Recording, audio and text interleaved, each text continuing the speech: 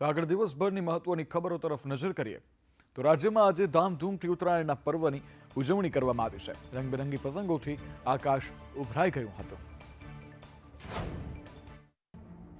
ગુજરાતમાં આજે 14 જાન્યુઆરીએ આકાશમાં રંગબેરંગી પતંગો છવાઈ અને વાતાવરણમાં કાયપો છે અને લપેટના નારા ગુંજી ઉઠ્યા। પવન સારો રહેતા લોકોએ કાયપો છેની બૂમો સાથે પતંગ ઉડાડવાની મજા માણી હતી। અમદાવાદ, સુરત, વડોદરા અને રાજકોટ સહિતના શહેરોમાં મોડી રાત સુધી પતંગ રસિકોની ભારે ભીડ જોવા મળી। પતંગ રસિયાઓ તો વહેલી સવારથી જ ધાબા પર ચડી ગયા અને પતંગ ઉડાવવાની મજા માણી। લોકોએ દિવસભર પતંગ ચગાવવાની સાથે મ્યુઝિક વગાડી ઊંધિયા જલેબીની જયાફત પણ માણી। ભલે ઉત્તરાયણના પર્વ પર ઊંધિયાના ભાવ આસમાને હોય તેમ છતાં પણ લોકોએ સવારથી જ લાઈનોમાં ઊભા રહીને ઊંધિયા જલેબી ખાઈને ઉત્તરાયણનો તહેવાર મનાવ્યો। પતંગની સાથે આજે દાન પુણ્યનો પણ મહિમા રહેલો છે। અનેક લોકો મંદિરમાં દાન કરવા પહોંચ્યા। ગાયને ઘાસ અને હાથીને ગોળ શેરડી ખવડાવી અને અનાજ સિંગ તલના લાડુનું પણ દાન કર્યું હતું। ઉત્તરાયણના પર્વ પર બીજેપી પ્રમુખ અંગે ખેંચતાણ મુદ્દે પૂર્વ મુખ્યમંત્રી વિજય રૂપાણીનું નિવેદન સામે આવ્યું છે। ભાજપ સંગઠન અને કોંગ્રેસના નારી સ્વાભિમાન પર પણ કટાક્ષ કર્યો હતો। ભાજપમાં છેલ્લા ઘણા સમયથી નવા સંગઠનને લઈ ચર્ચા વિચારણાઓ ચાલી રહી છે। ત્યારે પૂર્વ મુખ્યમંત્રી વિજય રૂપાણીએ નિવેદન આપ્યું। નહીં, અમારે ત્યાં આ વખતે સંગઠનના કામ કરવા માટે ખૂબ કાર્યકર્તાઓ ઉત્સુક છે। બધાએ તૈયારી દર્શાવી છે, પરંતુ પાર્ટી જે નિર્ણય કરશે કાર્યકર્તાઓ શિસ્તબદ્ધ રીતે પાર્ટીનું કામ કરશે અને સૌ નવા પ્રમુખોને મદદ કરશે। દિલ્હીની અંદર પવન કેવો છે? રાજકીય ગતિવિધિ ખાસ કરીને ત્યાં ત્રિપાંખીયો જંગ હોય એવું લાગી રહ્યું છે। નહીં, દિલ્હીમાં પણ વખતે હરિયાણા અને મહારાષ્ટ્રની જેમ ભાજપની સરકાર બનશે। કેજરીવાલ ખુલ્લા પડી ગયા છે, એમના ભ્રષ્ટાચારો લોકો સામે આવી ગયા છે। કેજરીવાલ પ્રત્યે હવે પહેલા જેવું માન નથી।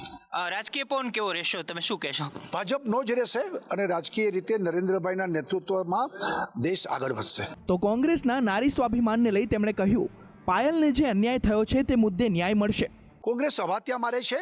ભારતીય જનતા પાર્ટી અને અમારી સરકાર સૌનો સાથ સૌનો વિકાસ આ સૂત્રને લઈને કામ કરે છે। ચોક્કસ પાયલ સાથે જે કાંઈ ખોટું થયું હશે એ સરકાર પગલાં લેશે જ અને પાયલને ન્યાય મળશે। આજે સતત ચોથો દિવસ છે। બેટ દ્વારકામાં સતત ચોથા દિવસે પણ ડિમોલિશનની કામગીરી કરવામાં આવી રહી છે। 3 દિવસમાં બાલાપરમાં 260 જેટલા મકાનો તોડી પાડવામાં આવ્યા છે।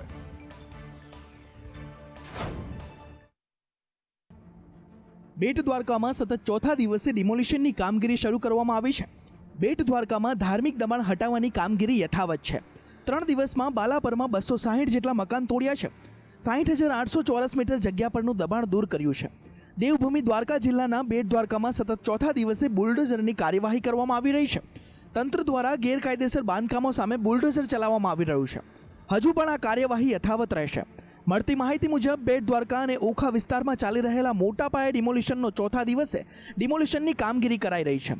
3 દિવસની અંદર આશરે 30 કરોડથી વધુ સરકારી જમીન ખુલ્લી કરવામાં આવી છે।